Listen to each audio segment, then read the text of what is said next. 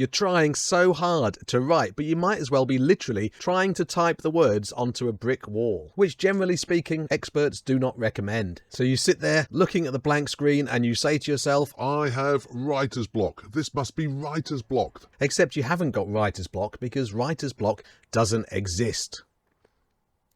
Now, that might seem like a really clickbaity and deliberately outrageous thing to say, and maybe that's true because I'm a new channel and I really wanted you to click on that thumbnail, safe in the knowledge that I've got lots of things to tell you about writing. What I mean when I say writer's block isn't really a thing is it's not a single, mysterious, insurmountable obstacle. All it is a catch-all blanket term for a variety of reasons why you might not be able to write at the moment. It's not a mysterious ailment that clamps itself onto your head and stops you being able to write a novel or a script. It's a bit like anxiety. You know when you have a kind of nameless anxiety and you think to yourself, oh God, I've just got anxiety. But if you can isolate what's making you anxious, it makes everything just that bit better, right? And you've got more of a chance to find a solution. So on this channel, over the next month or so, I'm going to dive into some of these problems that are blocking you, stopping you from writing, and I'm going to offer solutions. So subscribe to collect them all. Today, though, we're going to start with perfectionism. Something that often stops writers in their tracks. I'm going to give you 5 solutions for this, but first, let's see if you fit that bill. Do any of these thoughts and feelings sound familiar to you? High standards. You feel like everything you write has to be flawless, with absolutely no room for error. Fear of failure. You're constantly worrying about living up to your own and other people's expectations. All or nothing binary thinking.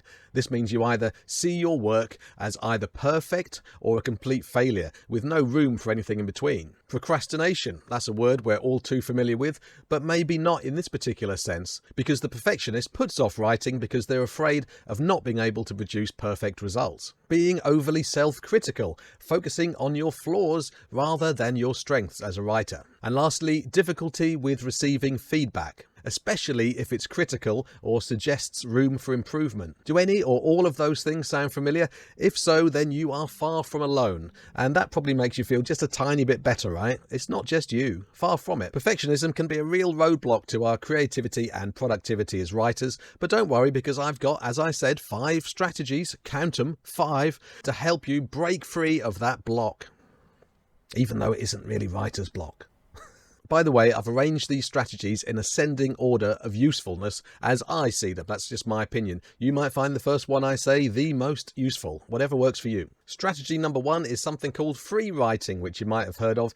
Just start writing anything completely separate from the project you're working on. Just continue to write anything you like without worrying about grammar, spelling, or coherence. Now, I must confess, I haven't tried this myself. Maybe I should try it, but it's supposed to help you loosen up your writing muscles and help you ignore your inner critic, or at least turn the volume down on their voice. Strategy number 2 is a kind of antidote to the thing I mentioned earlier, where you struggle to accept feedback, especially when it's critical. Start by being selective in who you ask to give you feedback. Share your work with trusted friends or mentors or writing partners, all of whom know that you want to know how to improve your work, but perhaps you also tell them you don't want too much straight talking if they don't like it. One great thing to do, and this is an absolutely killer tip, possibly the most important thing in this video, although do keep watching to the end.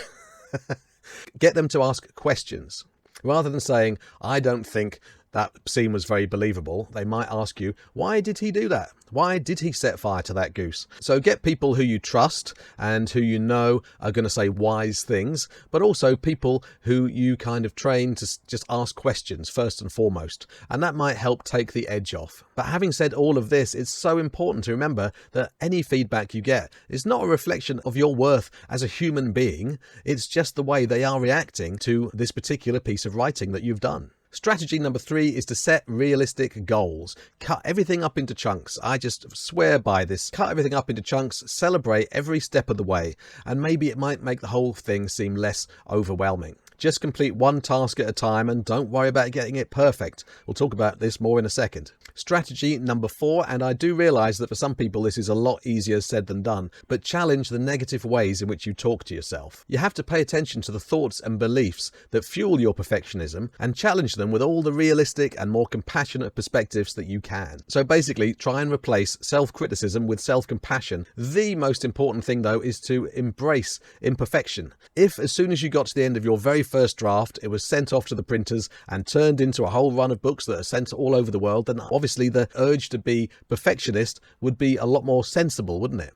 But in this case, no one's ever going to read this first draft, so it doesn't have to be perfect. That's what subsequent drafts are for, to get it as close to perfect as you possibly can. And that's a whole other conversation that we'll have one day about revising and editing and how far to take that. First drafts are meant to be messy. Please, please, please give yourself permission to write badly. Trust that you can revise and improve your work later. And lastly, if you ever think to yourself, what if people hate my writing?